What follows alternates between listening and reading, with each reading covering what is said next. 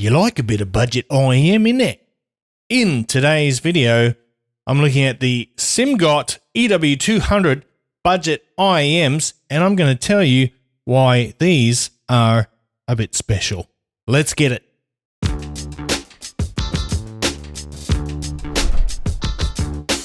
What's cracking, audio fans? It's David here from Prime Audio Reviews. I'm not sure what the maze is about. How many names do you want to give it? There's a frequency response. I'll throw up my own soon enough on the screen, but let's have a look at them. The price of these is $39. So under 50 bucks. Nice metal alloy shells. We'll get back to them in a second. Here's the cable. It's pretty decent.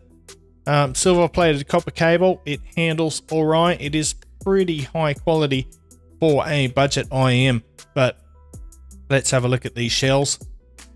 And there they are. They are very comfortable. They are shiny. They get a bit of fingerprints on them, but not too bad. Yeah, pretty small. So people with small ears shouldn't have an issue wearing these. The nozzle length is good. The angle is good. Everything is nice about them. The build quality feels fantastic. So we're off to a good start for this $39 IM. And we're going to get stuck right into it today. I've been away for a while, had a little wee bit of a holiday, but I am back in action. So let's talk about this EW200. First of all, inside we've got single 10mm dynamic driver. And that's about all I'm going to say about the specs. Well, I will say that they are easy to drive, high sensitivity, low impedance, very efficient. Run them straight out of a phone, even better, use a dongle or something.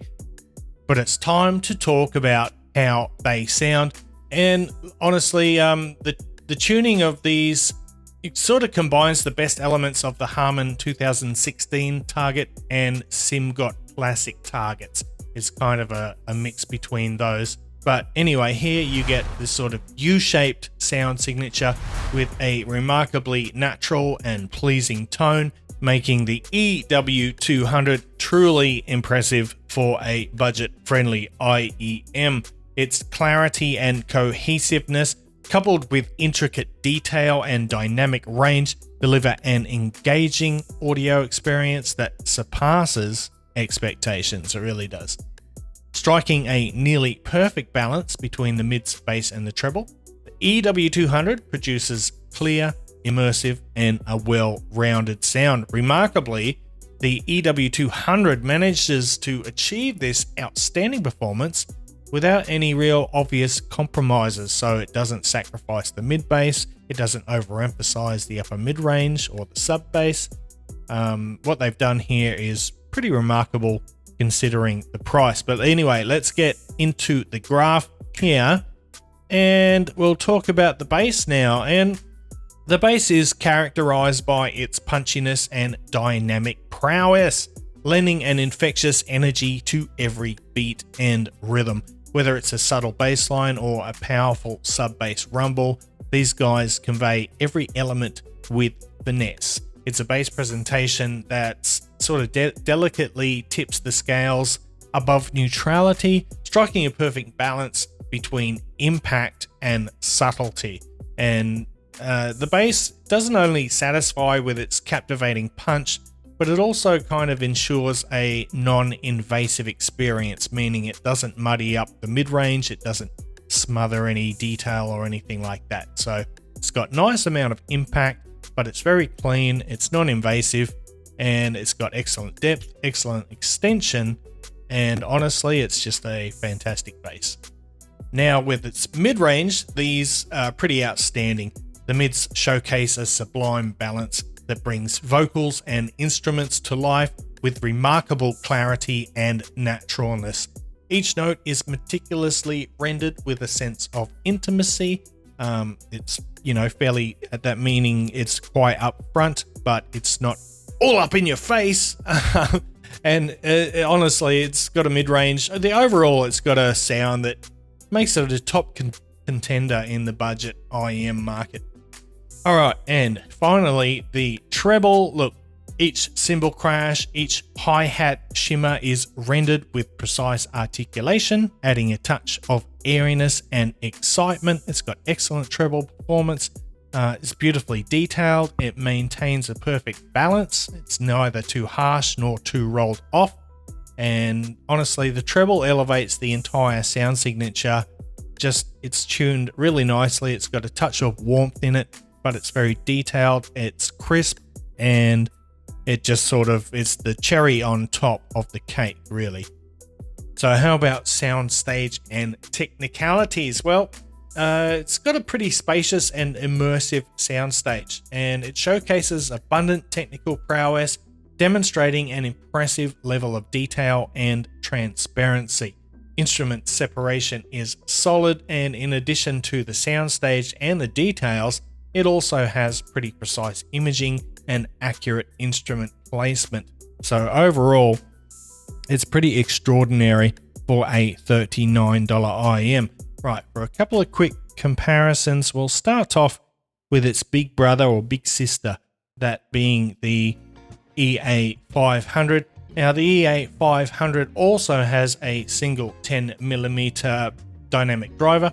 In fact, I think from what they say in their marketing, it might even be the same dynamic driver, but just in a different acoustic chamber, slightly different tuning. So the EA500, it sort of places more emphasis on the mid and upper bass, which results in a richer and fuller lower mid-range. But this is effectively balanced out by its boosted upper treble. On the other hand, the EW200 sort of has a greater sub-bass extension and a leaner lower mid-range. This gives it a slightly more V-shaped sound signature, although it's probably closer to a U-shaped sound. But the treble is pleasantly warmer compared to the EA500. And although the EA500 boasts a slightly wider soundstage, the difference is really not substantial. There's very little difference in the sort of dimensions of the soundstage. Both of them are exceptional considering the prices, and if you prefer a kind of more forward mid-range, then the EA500 might be your choice. However, I think a lot of people are likely to appreciate the EW200 sound signature because it's very smooth, it's really agreeable, and at the same time it offers excellent clarity and really good detail retrieval as well. So they're both really good. You got to remember the EW200 is less than half the price of the EA500, and they actually perform on a fairly similar level. I think the EW200 is probably going to maybe be more appealing to newer audiophiles, whereas this one is for those listeners looking for something with a little more fidelity and a little bit more of that sort of audiophile lightness and crispness. And next up, we've got a crowd favorite, and that being the Kiwi Ears Cadenza. Now this is $35, so it's a massive $4 less than the EW200. It's also got a single dynamic driver, but when it comes to audio, the Cadenza has a notably darker sound, primarily due to its additional sub-bass and a rolled off treble. However, this combination also leads to less definition in the bass, which results in a somewhat muddier presentation. It's not as clean, it's not as defined in the lows and the lower mids. Furthermore, the Cadenza's vocals are thicker, and I think to my ears they kind of lack the vibrancy found in the EW200, mainly because of its the Cadenza's subdued upper mid-range or the presence region, and as a consequence there's a reduction in overall detail on the Cadenza, and its soundstage feels smaller. And while it's true that many people appreciate the Cadenza, I'm probably not making any friends with this comparison. They like it because it's got decent audio quality, stunning shells, and an affordable price. Like, it is a good IM, but honestly, in the scope of the sub $50 market, I think they're pretty ordinary in terms of sound. In my opinion, the EW200 surpasses the Cadenza on another level in terms of overall tonality, clarity, and dynamics. So that is the Simgot EW200. Look, this is probably right now my favorite sub $50 IEM. I think it is exceptional. If you are shopping for something, you know, around that price range, something budget, grab yourself some of these. You will not be disappointed. Look, they're durable, they're sturdy, but the audio quality it's just unreal what they're doing for that price point. And with that said, I think I'm going to wrap it up. Thanks for watching the video. If you liked it, give it the old thumbs up, Parfam audiophile style. And if you're new here, go ahead and hit that subscribe button so you don't miss out on future content. And until next time, I'll see you later.